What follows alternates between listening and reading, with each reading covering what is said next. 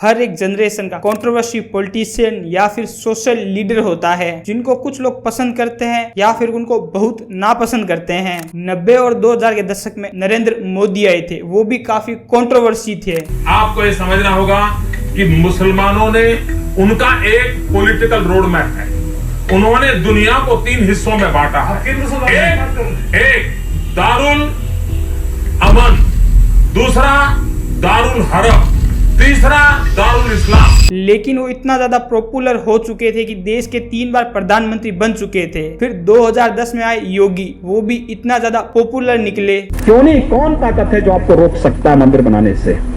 जब ढांचा ढाने से नहीं कोई रोक पाया तो मंदिर बनाने से कौन रोक पाया? कि अगर वो एक हिंदू बालिका को ले जाएंगे तो कम से कम 100 मुस्लिम बालिकाओं को ईसाई बनकर के आ जाता है, तब उसको आप फादर और मदर कह करके, कभी वो मदर टेरेसा के नाम पर भारत का ईसाईकरण करने की साजिश करती है और कभी फादर के नाम पर जगह जगह हिंदुओं को दफनाने की साजिश का हिस्सा बनता है। यहाँ पर गैर हिंदुओं का प्रवेश पूरी तरह बंद होना चाहिए। 2 बार आइडियोलॉजी उत्तर प्रदेश के सीएम रह चुके हैं और आज उन्हें पीएम कैंडिडेट के रूप में देखा जाता है। कुछ लीडर प्रवीण तोगड़िया और साध्वी प्रज्ञा जैसे भी लीडर मौजूद होते हैं जो कंट्रोवर्सी तो होते हैं लेकिन लोगों के दिलों के अंदर जगह नहीं बना पाते हैं। उल्टा माधवी प्रज्ञा के कुछ ऐसे केस है जिनके अंदर बीजेपी के लिए ये सिरदर्द बन चुकी है। उन्होंने महात्मा गांधी के हत्यारे नाथूराम गोडसे की तारीफ कर दी और लोगों को सजेस्ट किया कि गोमूत्र से कोरोना ठीक होता है। आज भी बीजेपी के अंदर एक कंट्रोवर्सी लीडर का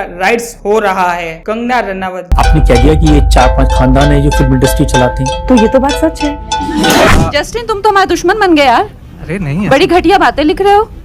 मेरी कोई चीज का मुझे कवर नहीं करेंगे या मेरा करियर बर्बाद कर देंगे। अरे नालायकों, देशद्रोहियों, बिकाऊ लोगों, तुम लोगों को खरीदने के लिए लाखों भी नहीं चाहिए। तुम लोग इतने सस्ते 50-60 रुपए में बिक जाते हो। Like how Karan mocked me on IFA stage and called me, you know, sort of on nepotism, and he said I'm jobless and I'm looking for a job from him or something like that. I mean, look at my talent and look at your movies. I mean, really. जो अपनी controversy के लिए कई सालों तक news media के अंदर छाई हुई थी, अब वो एक इलेक्टोरल बीजेपी एमपी भी है जिसकी वजह से बीजेपी अपने आप को उससे डिस्टेंस बना रही है। Interestingly, the BJP has now reacted, distancing itself from Kangana's remarks. In fact, the BJP in a statement has said that instructions have gone across to Kangana Ranaut that she is not authorized to make a statement on behalf of the party. Kangana Ranaut Suratpur नामक हिमाचल के छोटे से गांव में रहती है। कंगना हिमाचल प्रदेश के एक छोटे से शहर भामला से हैं, जिसे अब सूरजपुर कहा जाता है। ये हिमाचल के ही मंडी जिले का हिस्सा है। कंगना एक राजपूत परिवार से नाता रखती हैं। माता का नाम आशा रनौत जो कि एक स्कूल टीचर रही और पिता अमरदीप रनौत जो कि एक व्यापारी हैं।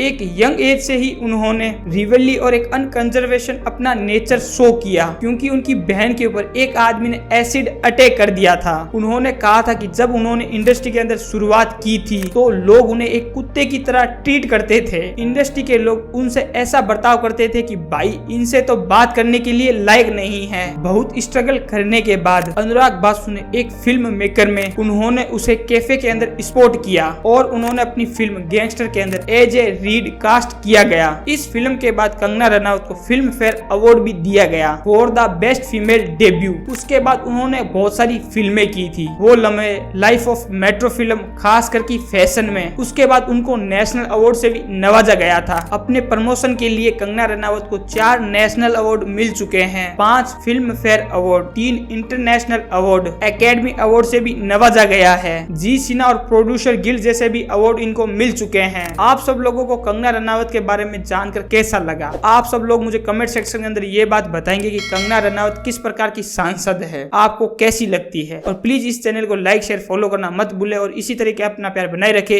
जय हिंद।